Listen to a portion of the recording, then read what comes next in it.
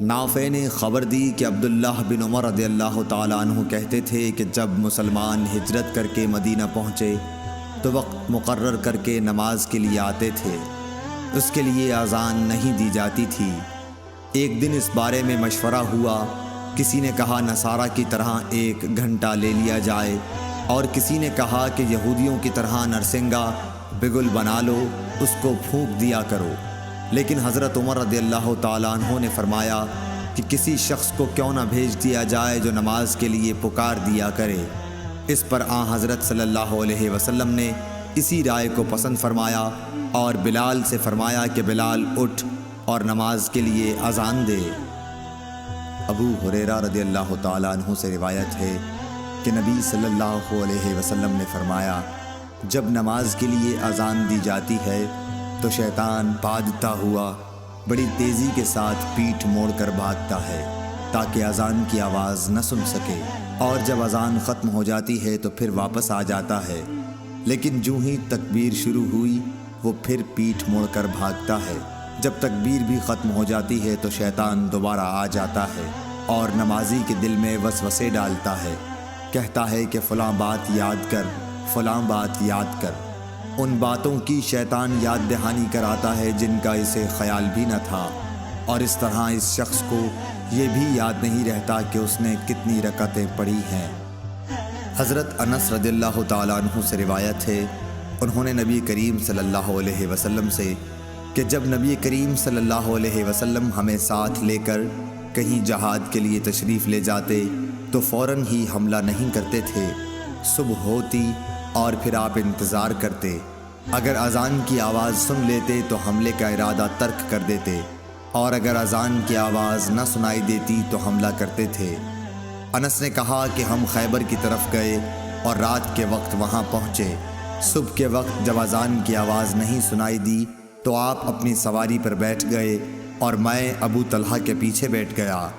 چلنے میں میرے قدم نبی صلی اللہ علیہ وسلم کے قدم مبارک سے چھو چھو جاتے تھے۔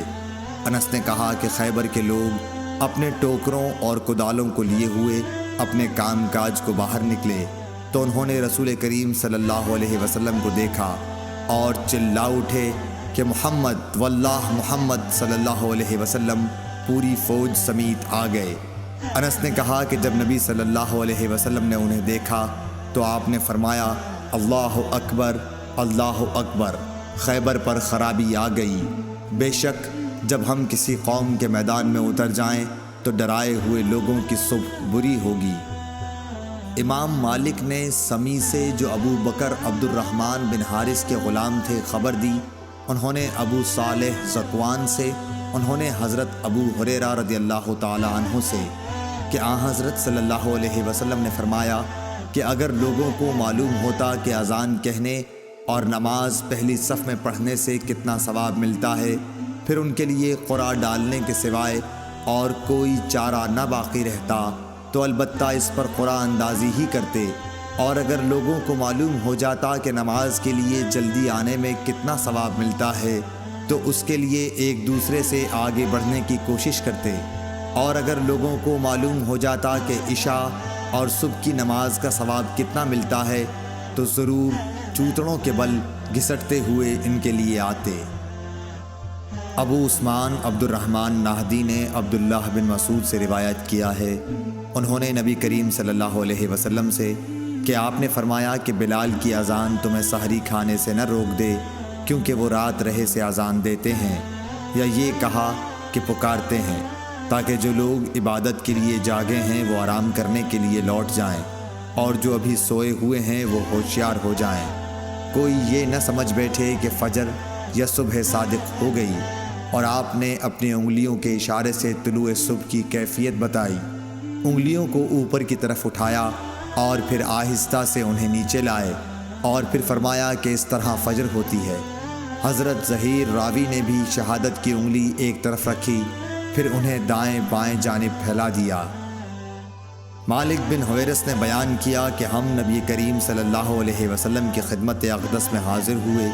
ہم سب ہم عمر اور نوجوان ہی تھے۔ آپ کی خدمت مبارک میں ہمارا 20 دن اور رات قیام رہا۔ آپ بڑے ہی رحم دل اور ملنسار تھے۔ جب آپ نے دیکھا کہ ہمیں اپنے وطن واپس جانے کا شوق ہے تو آپ نے پوچھا کہ تم لوگ اپنے گھر کسے چھوڑ کر آئے ہو؟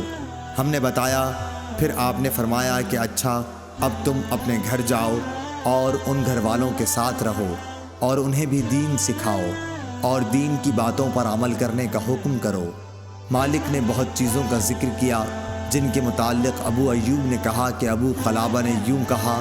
وہ باتیں مجھ کو یاد ہیں، یا یوں کہا مجھ کو یاد نہیں۔ اور آن حضرت صلی اللہ علیہ وسلم نے فرمایا کہ اسی طرح نماز پڑھنا جیسے تم نے مجھے نماز پڑھتے ہوئے دیکھا ہے،